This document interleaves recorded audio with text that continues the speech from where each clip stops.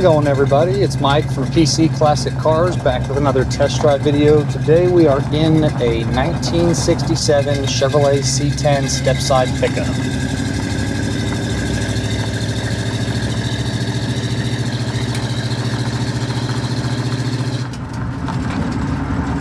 Alright, so again we have a 67 Chevrolet Stepside pickup.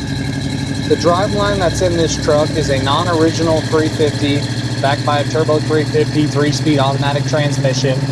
Has a nice aftermarket set of headers, dual exhaust, Flowmaster style mufflers.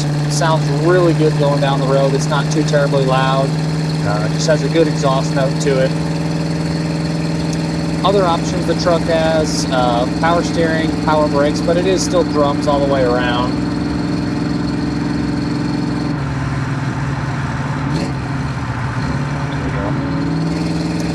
On the rear end, I don't know exactly what gears are in it, but it definitely turns a few RPMs.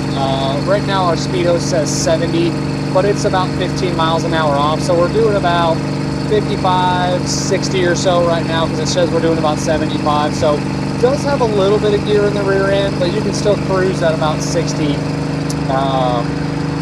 The way to change that is if you went to an overdrive transmission like a 700 R4, or you could do a gear swap in the rear end to put a little bit more of a highway-friendly gear in the backside. But again, doesn't need it, but we're turning 3,000 RPMs at about 60. Drivability is awesome. It is a very tight and very responsive truck going down the road. The road feel is awesome. Doesn't beat you to death. Sometimes pickups will have a little bit of a rougher ride when they're lowered. This one retains a good ride quality. On your interior, it is like a custom style interior. It's like a white with like a checkered pattern, seat cover, white dash, white steering wheel and visors, all that stuff matches. The painted cab matches the exterior of the truck. Same thing with the dash and the door panels. It looks like everything was done at the same time and is very, very uniform. You do have like the billet chrome steering wheel, same thing with the gauge face. Or the gauge bezel, and then same thing with the console door. So everything was done with a purpose and it looks good. Generally, I'm not a fan of aftermarket cup holders and consoles. This one's got some speakers mounted into it. You need to put something down in there, and you do have cup holders, which is nice. That one was done with a purpose and it looks good, so I don't mind it. Under the dash, you do have an aftermarket temperature gauge. The factory temp gauge is not working. The rest of the gauges are functioning. Like your speedo works, but like I mentioned a second ago, it's not 100% accurate. You have your factory tach, you have your fuel gauge, you have your voltage gauge, and then oil pressure, and all that stuff is working properly. You do have an aftermarket Chevrolet style stereo. Again, you have the speakers in the center console there, and that works well. The does it work section list is short. Touched on it again, the speedo's not accurate. The parking brake doesn't work, and I believe the third item was the washer sprayer fluids. Make sure you check out the additional infos tab. That'll have our screenshot of the doesn't work section. That'll outline what works and what does not work on the vehicle.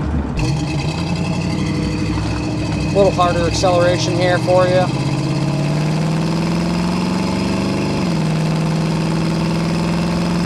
Like a third throttle, and it pulls well.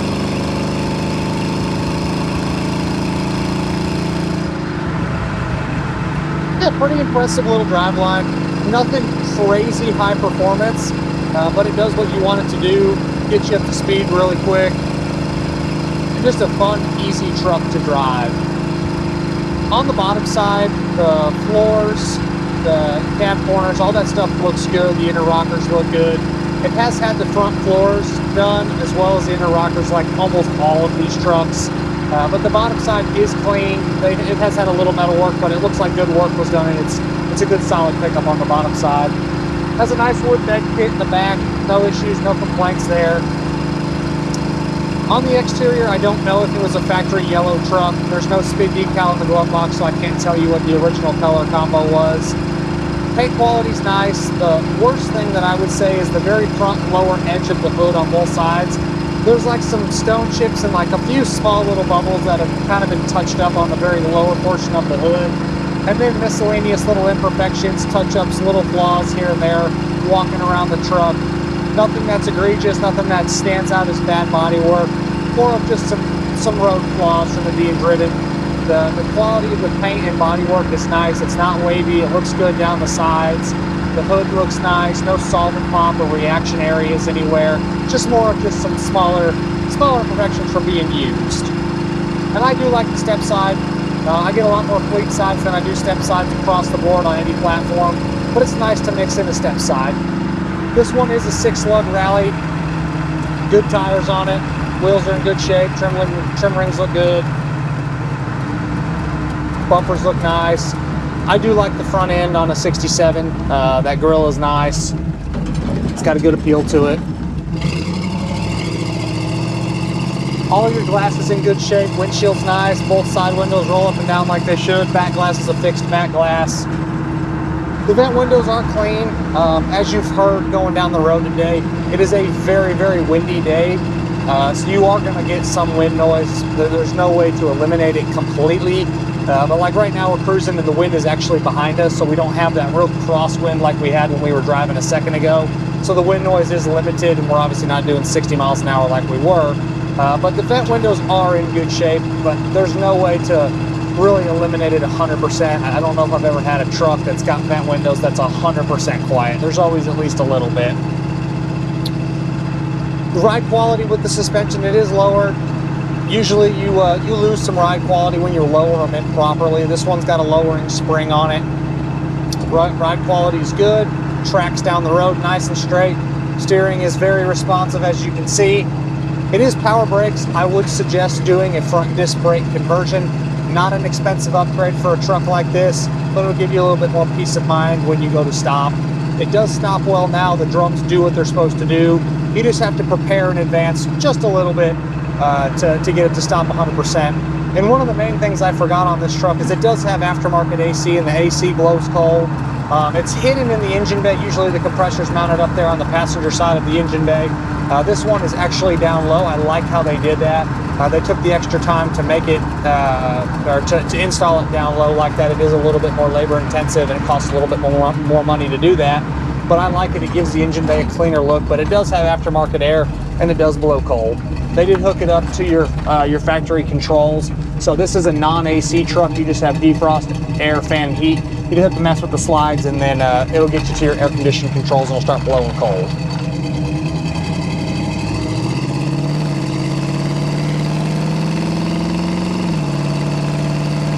Nice, easy shifts. You really don't even feel the transmission shift.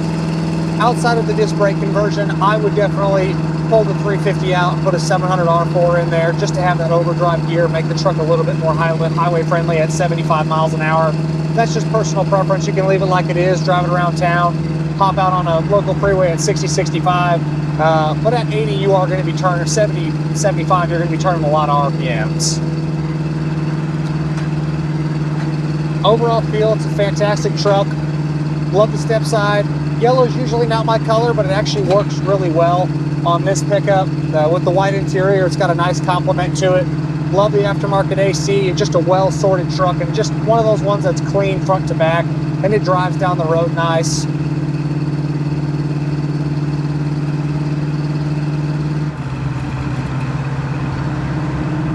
So there's something to be said about just a clean vehicle front to back. The doors open and close nice, and it's reading 5,000, you can't see, 5,965 miles. I don't know what the true miles are on the truck.